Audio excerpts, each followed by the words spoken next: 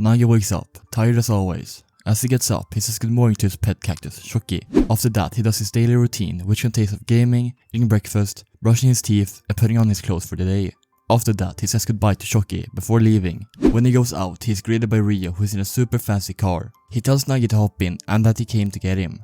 Nagi tells him that he didn't ask for this, but Reo tells him that he promised the other day that they will play soccer together. After that, Rio's servant, Baya, comes out to greet Nagi, and the first thing Nagi thinks about is that her nose looks like a witch. Reo asks Nagi if he lives alone, and Nagi tells him that he does. He tells Reo that he came to his prep school so that he can join a good company and have an easy life in the future. Reo tells him that for an office worker, if you get a really good job and invest pretty well, you will have 100 million by the age of 45. But for a soccer player, if you're a world-class pro, you get around 1 billion per year. Nagi is shocked at the pay, but asks him if it isn't a reflection of how much of a hassle it is with stuff like working with people, matches, offsides, and Nagi doesn't even know the rules to begin with. Reo slams the table and assures him that he is gonna be fine as long as he does as Reo tells him. He tells Nagi that the two of them will win the World Cup together, but Nagi just tells him that it sounds troublesome. But Reo doesn't care and greets him again before telling him that he can call him boss. When they have arrived at Haku High School, Reo is greeted by a bunch of girls and one of them comes forward, telling Reo that she really enjoyed the study session the other day. She asks Reo if he is free today to have another one, but Reo tells her that he won't be for a while, and that they are gonna play soccer, as he hangs on to Nagi. Nagi asks Reo why he is so obsessed with playing soccer, but right after that, Nagi looks annoyed and thinks that he might have asked something he shouldn't, as Reo starts telling him the story behind his dreams. Reo tells Nagi that his family owns Mikage Corporation. Rio's father and mother has always wanted to make him their successor, so they have given him everything for his elite education. Nagi tells him that he envies him and that he got an easy life, but Reo tells him that that's the reason he hates it. He doesn't want to end up with a comfortable life because of the things his parents gave him. Instead, he wants to crave his own path in life with his hands. Or that's what he thought before he came across the World Cup. It's the first dream Reo has ever desired in his life, a dream that proves his existence. As Reo gets more and more invested in the storytelling, Nagi sees this as his chance to leave, so he sneaks away. And Reo looks back and wonders how he can pursue him. Reo asks around his classmates about Nagi. Someone tells him that he is called the Faustier Netaro because he sleeps through the whole class. Someone else tells him that he is a weird one, and that he bet that he doesn't have any friends, even less than he has. The last two tells Reo that he gets cursed if he talk to him, while the other one tells him that happiness will come his way. In class, Reo looks over at Nagi, who is sleeping, but suddenly wakes up to the sound of his belly. The teacher asks Nagi to answer a question on the board, but instead, Nagi tries to bribe him with some mellow bread, which sadly doesn't work. After that, Nagi is on the rooftop playing on his phone when he suddenly gets a soccer ball shot at him. He looks over and sees Reo, telling him that he is very persistent. Reo tells him that Nagi's smartphone trap gave him chills. Reo also tells him that he's certain that Nagi has talent for soccer. Reo screams that Nagi will be the best in the world with him, and that this is Nagi's destiny. Nagi should even be proud that Reo has found him. Nagi thinks to himself what a pain it is before telling him to shut up, and that he will go. But with that, Nagi asks Reo how they will play, because there isn't any soccer club here in the first place. Reo looks confident and tells him that it's already fixed. In the soccer club room, Reo is greeted by a warm welcome. Nagi is shocked and asks Reo how he managed to do all this. Reo tells him that it's all about connections, but the players tells him that they will get invited to parties with their idols if they manage to go all across the country. Nagi doesn't look surprised and says that this is the power of the hair of Mikage Corporation. Reo tells them that currently their team is still in the best 8 of the regional qualifiers, but now that Reo is here, it's an absolute that they will make it to the nationals, and everyone gets hyped. But just then a player enters the room and says that they have received an application to hold a practice match against a very strong team that competes regularly in the nationals, the Amori Dada High School. Everyone suddenly gets shocked and asks why such a well-known school will come to them, but just then Baya comes into the room and says that they were all sent by Rio's father.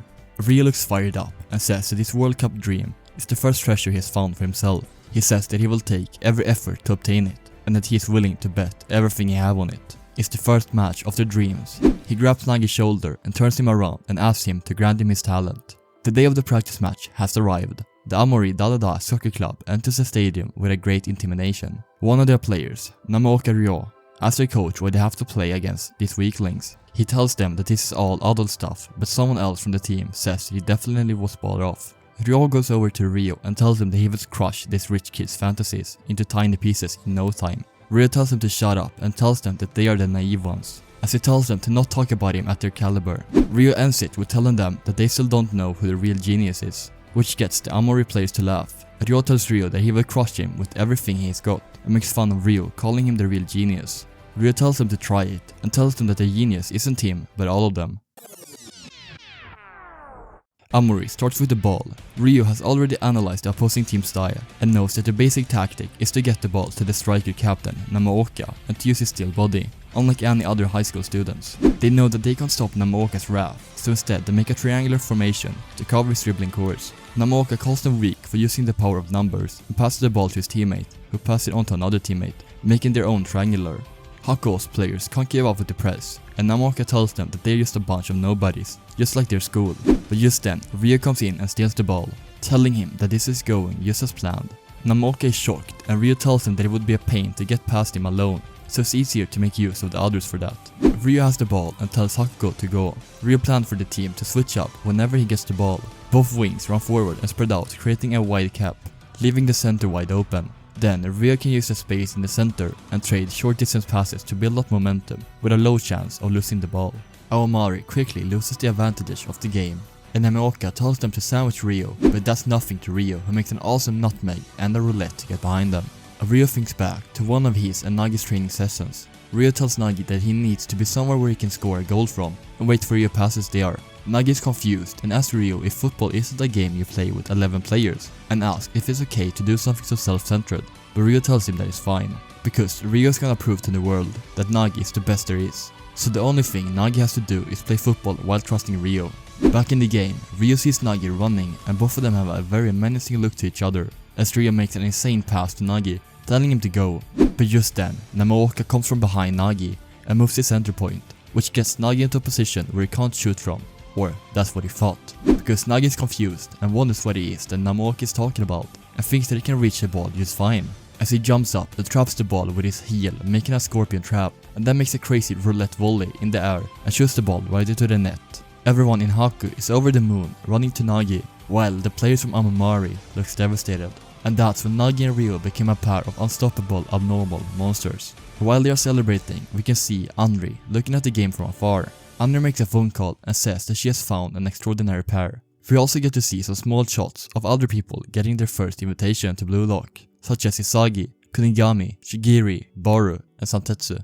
After that, Reo tells Nagi that they will become the top of the world together, but Nagi is just thinking that this is a big pain as always. Reo and Nagi continues to make headlines after headlines while they are showing off their incredible skills. Back in school, Reo got Nagi a present. He got him a pair of cleats that Nagi had mentioned before. Nagi says they're cool, while focusing on his game, so Reo shoves the new cleats up in Nagi's face, and Nagi tells him to stop and that he will die.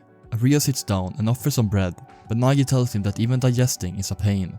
And I just have to say that I love Nagi's and Rio's bonds with each other. They are such a nice duo and complement each other perfectly. They are honestly the ideal friend duo. Anyway, back to the video. Reo and Nagi is back in the training, and Reo tells Nagi to run one more lap, while Nagi falls to the floor with no energy left. So Reo decides to give Nagi a piggyback. Nagi tells Reo that he's comfy, before asking for a limousine, and Reo agrees because of Nagi's hard work. Nagi tells Reo that he is a weird one, and Reo tells him that he doesn't have to tell him that. However, Nagi continues and tells him that he is a weird one, because he isn't bothered to hang out with him. Reo laughs and says that he can tolerate him just fine. Besides, he thinks it's fun being with him. Nagi looks shocked, and Reo asks him if he's starting to have fun, and Nagi tells him that he doesn't really want to play soccer, but being with Reo isn't a pain, so it's fine. They continue their training, and Nagi tells him that he's tired and that it's time to go home. Reo tells him that he knows, and asks Nagi to do one more just for him. Nagi tells Reo that he's doing more than usual today, and Reo tells him that it's because his shitty father told him that unless he can carry the Japanese national team on his back, he won't acknowledge him. And that's why both participating and winning the nationals are Reo's stepping stones. And after that he will keep on winning and become a Japan's representative in the shortest time possible.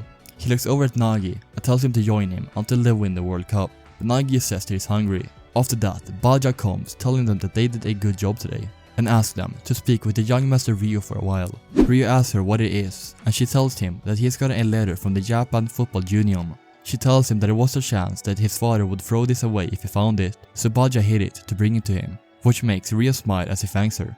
Nagi recognizes the letter and takes out a similar looking letter and tells Reo that this was delivered to him as well. Reo tells them to open it together. In the letter it says that they have been selected for a special player training program. Reo looks super excited and thinks that this might be a sudden Japanese training camp or a under 18 summons.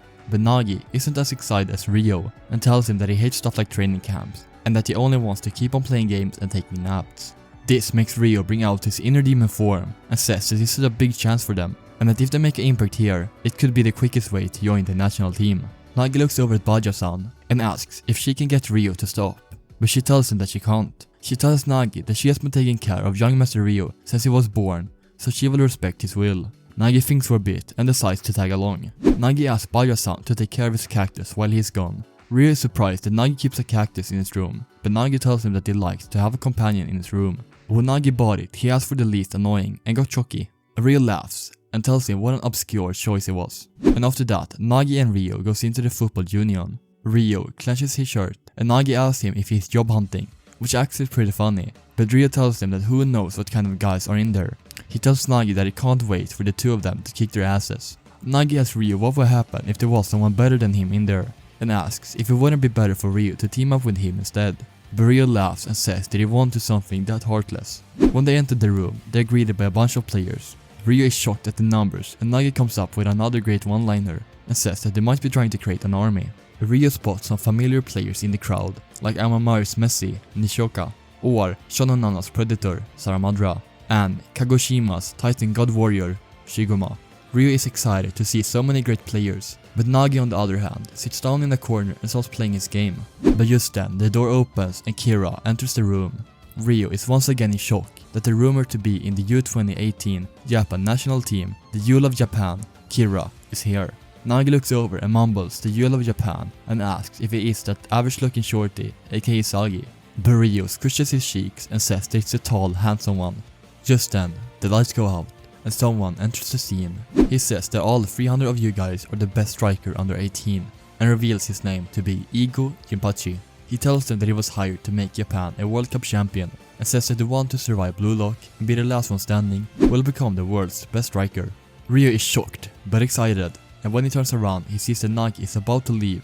Nagi tells him that he's gonna go home and that from 300 players to 1 is bound to be tough. I'm not motivated, it's impossible for me, he says. Reo gets a hold on Nagi's arm and says that the two of them can do it if they just participate for the time being. But Nagi looks at him and says, the two of us, what are you talking about? That guy said we fight until only one of us is left, right? If so, then wouldn't that mean that you and I would be enemies someday? Reo is too shocked to speak, but just then, Igo says that if you don't become the world's top egoist, you can never be the best striker in the world, and asks them a question. He tells them to imagine themselves at the final match of the World Cup, 80,000 spectators, and you're on that field. The score is 0-0 and it's the second half's overtime. In the very last play, you have received a pass from your teammate, and it's a one-on-one with the goalkeeper. But there's a teammate 6 meters to your right. If you pass, you can almost certainly get a point. The expectations of all of Japan at such a critical point in the championship, and you shoot without hesitation.